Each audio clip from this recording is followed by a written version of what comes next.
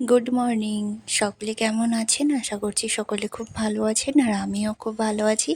চলে এসেছি একটি ভিডিও নিয়ে। তো আজই সকাল সকাল ঘুম থেকে উঠেছি গাছ থেকে ফুল তোলার জন্য। যেহেতু গাছ থেকে পরে উঠলে ফুলগুলো প্রায় নিয়ে চলে যায়, যেহেতু আজ বাড়িতে পুজো আছে, সেহেতু বাড়িতে আজ অনেক ফুল লাগবে, সেই জন্য আর কি। তো এদিকেও গাছ থেকে ফুল তোলা হয়ে গেছে। এদিকে মা পুজোর বাসনগুলো বার করে দিল। যেহেতু বোনের আজকে অফিস আছে, সেই জন্য মা ওদিকে রান্না করতে চলে গেছে। আর যেহেতু বাড়িতে হবে নারায়ণ পুজো আর শুভচনী পুজো, তাই বাড়িতে আজকে সম্পূর্ণ নিরামিষ। তো মা ওদিকে রান্না করতে চলে গেছে। এদিকে আমি সকালবেলা উঠে আগে স্নান সেরে নিয়ে ফুলটা পেরে পুজোর বাসনগুলো মা যেহেতু বার করে দিল, এগুলো আমি একটু মেজে নেব। আর এদিকে ঘরটা মুছে নিলাম। এদিকে মা দুব্বো আর কলা পাতা মাছ নিয়ে এসেছে। তো এদিকে আমি পুজোর বাসনগুলো মাজছি। হ্যাঁ, স্নান আমি আগে করেছি, আবার পরে একটা চুলে ক্রিম লাগিয়েছি দেখে আবার আরেকবার স্নান করেছি। তো এই সময় আমার বোন ভিডিওতে একটু ক্লিপ তুলে দিচ্ছিল। হ্যাঁ, এখন বলি যে শুভচনী পুজো কি? শুভচনী পুজো আমাদের মধ্যে বিয়ে হলে বিয়ের পর পুজোটা করে, কিন্তু আমার বিয়ের পর পুজোটা হয়নি, প্রায় 2.5 বছর পর পুজোটা হয়েছে। কেন হয়েছে সেটাই শেয়ার করব।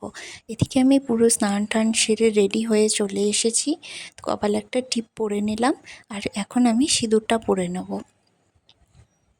শাড়িটা একটু পরে পরবো, পুজোর ফল টল কেটে সব রেডি করব দেখে এখন না পরে একটু পরে পরবো।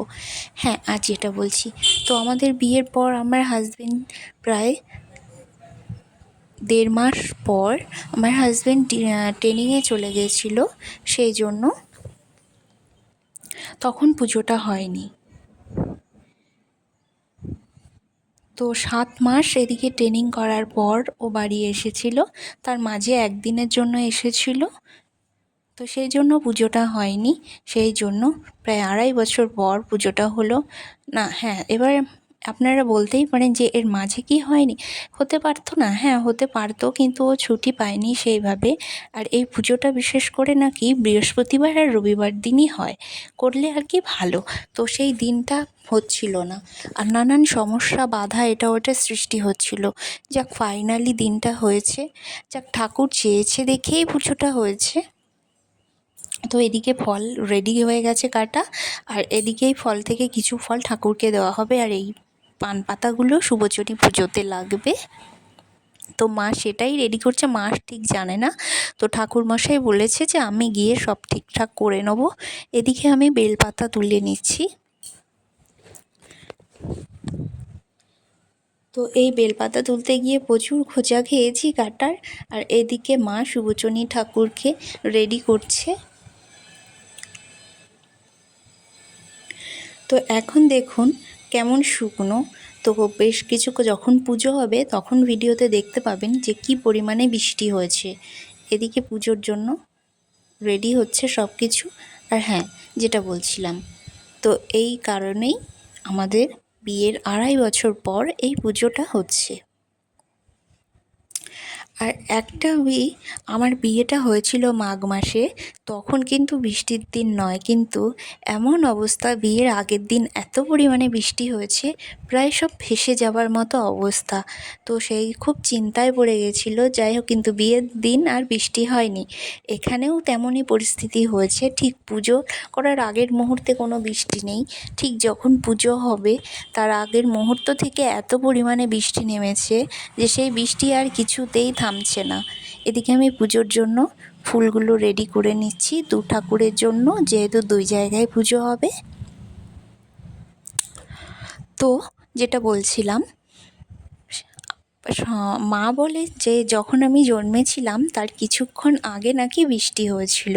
তো কথায় নাকি আছে যে জন্মানোর সময় বৃষ্টি হলে নাকি বিয়ের সময়ও বৃষ্টি হয়। তো বিয়ের সময় বৃষ্টি হয়নি, জন্মানোর সময়ও হয়নি, একটু আগে পরে হয়েছে। তো এক্ষেত্রেও তাই, যখন এই পুজোটা হলো ঠিক তার আগের মুহূর্তে পুজোটা যখন কমপ্লিট হয়ে গেল তারপর বৃষ্টিও ছেড়ে গেল।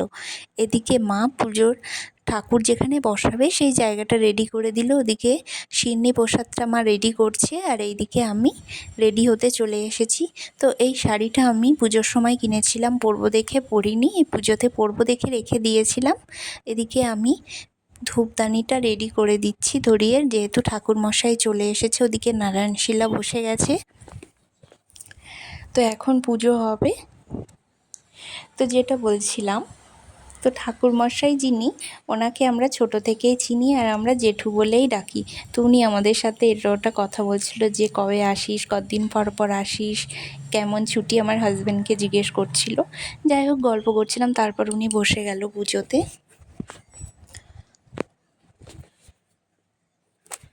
তো এদিকে বৃষ্টি ঠিক পুজোটা ছাড়ার পর আর বৃষ্টির কোনো দেখা নেই, এমন পরিস্থিতি, কিচ্ছু বলার নেই। যাক বৃষ্টি, তবে একটা জিনিস বুঝলাম, যেটা সত্যি কিছুটা, পুরোটা সত্যি না হলেও কিছুটা সত্যি হয়। তো এদিকে পুজোতে বসে গেছে, এখন পুজোর জন্য ঠাকুরমশাই সব কিছু ঠিকঠাক করে দেখে নিচ্ছেন। যেহেতু আমরা তিনজনেই উপাস ছিলাম, মানে আমি, মা আর আমার হাজব্যান্ড, পুজোটা যেহেতু আমার আর আমার হাজব্যান্ডের উপলক্ষে, সেই জন্য আমরা দুজন উপোস ছিলাম, মাও উপোস ছিল।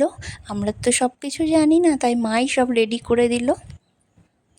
ওদিকে বোন অফিসে চলে গেছে, এদিকে ঠাকুরমশাই বসে গেছে পুজোতে।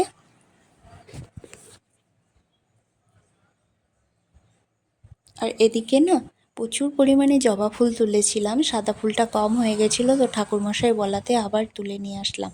আর এই দেখুন কেমন বৃষ্টি নামছে। আমার হাজব্যান্ড ঠাকুরমশাইয়ের মাথায় ছাতা দিয়ে বসেছে, আর এই পান সুপুরিগুলো এই পুজোতে লাগে। তো দেখে বুঝতেই পারছেন কেমন বৃষ্টি হচ্ছে। আর এটা হলো পুজোর একটা অংশ, এত বৃষ্টি হচ্ছিল যে কি বলবো। কত কিছু প্ল্যান করে রেখেছিলাম, কিচ্ছু হলো না, বৃষ্টিতে পুরো নষ্ট হয়ে গেল। যাক, পুজোটা যে হয়েছে ঠিকমতো, এটাই অনেক।